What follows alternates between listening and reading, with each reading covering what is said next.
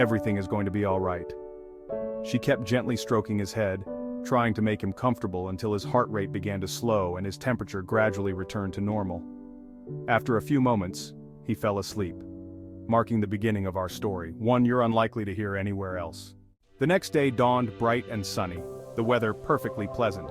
Jade woke up, dressed, and set out with his mother, Fadi, to see the psychiatrist. As they walked, Fadi kept reflecting on the previous day's events, convinced that stress and overthinking were to blame. Jade had recently completed his studies and started his first job, a transition that undoubtedly brought immense pressure and anxiety. He had always been someone prone to overthinking, meticulously analyzing every detail, which often led to social challenges throughout his life. Fadi hoped that the psychiatrist could provide the support Jade needed, helping him navigate this critical period and find a sense of balance.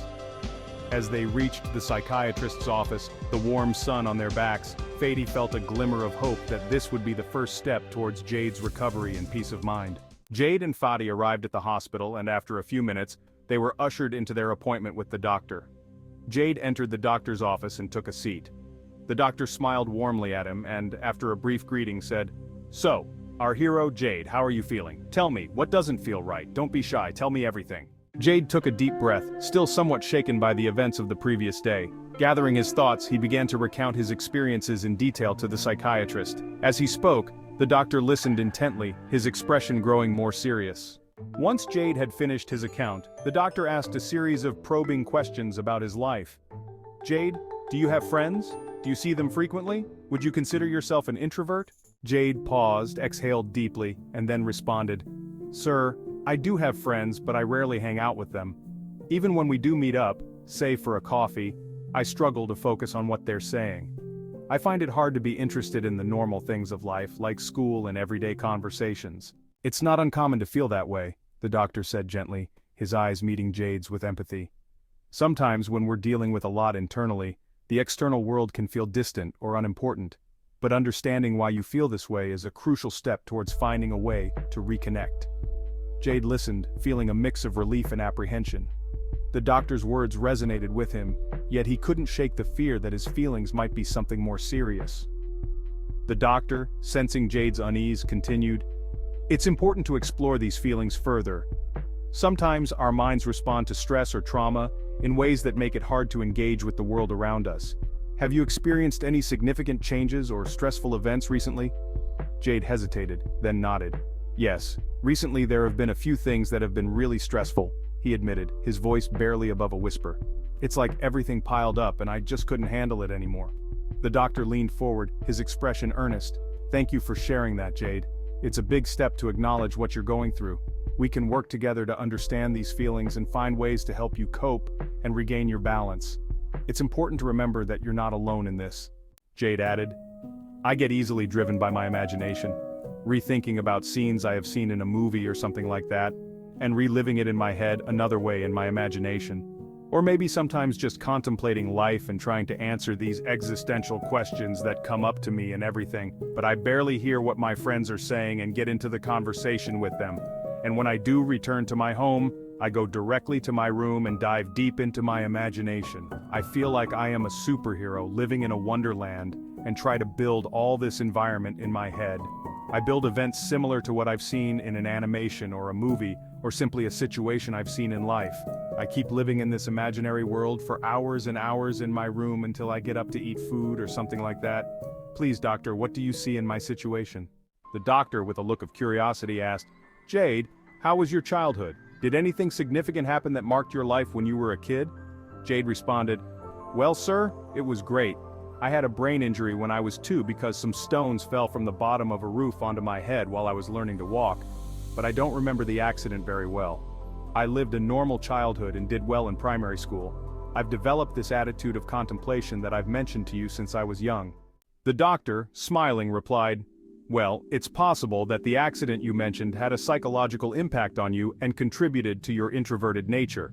For that reason, I recommend you see a neurologist and undergo some MRI scans and other related tests. I suspect you might have a mild form of obsessive-compulsive disorder, OCD. From what I observe, it doesn't appear to be a severe case, but it might be the source of your overthinking and anxiety. The accumulated stress from these factors, likely led to the episode of horror and confusion you experienced last night, which caused the whispers and headache. That's all. The doctor handed Jade a prescription and wished him good luck before letting him go. As Jade exited the hospital, he found his mother waiting outside with an unfamiliar woman. "Hello, Mom. Hello, Madame," Jade greeted them. Fady, his mother, asked how the appointment went and then introduced the woman standing beside her. "Jade, this is Madame Haley, and she's a psychic," she announced. Taken aback, Jade responded, "What, Mom? A psychic?" He then turned to Madame Haley and said, "Sorry, ma'am, no offense, but I don't understand why I would need a psychic." His mother, concerned, replied, "Son, I'm worried about your condition. I thought it might be beneficial for you to be examined by someone with spiritual insight. Who knows? Perhaps what you're experiencing is due to malevolent forces, an attack by an evil spirit. You need to have faith, my dear." Jade, although respectful of his mother's beliefs, countered, "Mom, you know I have faith, but I also understand my situation." The doctor just explained that it could be OCD and prescribed some medication. "Let's go to the pharmacy and leave this spiritual stuff to others." The tension in the air was palpable as Jade's mother, Fady, looked at him with a mix of concern and hope. She had always been a woman of strong spiritual convictions, often seeking guidance beyond the conventional realms of medicine.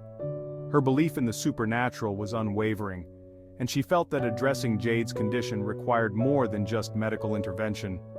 Madame Haley, standing quietly by her side, embodied that hope for a different kind of solution. As Jade and his mother left the psychiatrist's office, a silent understanding seemed to settle between them, albeit with different interpretations. Jade, grounded in his logical understanding, was ready to follow the medical route, while Fady, with her deep spiritual beliefs, saw an alternative path. The drive to the pharmacy was quiet, each lost in their thoughts. Jade's mind raced with the doctor's words, trying to grasp the reality of his diagnosis. Fady, on the other hand, silently prayed for divine intervention, hoping Madame Haley would provide the spiritual clarity she believed was necessary. Upon arriving at the pharmacy, Jade handed over the prescription, his hands slightly trembling. The pharmacist, with a kind smile, prepared the medication, a small beacon of hope for Jade. As they left the pharmacy, the tension in the air was still thick, but there was also a sense of determination. Jade was ready to face his struggles head-on, while Fady was resolved to seek Madame Haley's counsel. The journey ahead was uncertain, filled with both medical and spiritual explorations. But one thing was clear: Jade's path to healing would be a blend of science and faith, logic and spirituality. To be continued. Follow our YouTube channel for more updates and stories like Jade's journey. Stay tuned for the next chapter.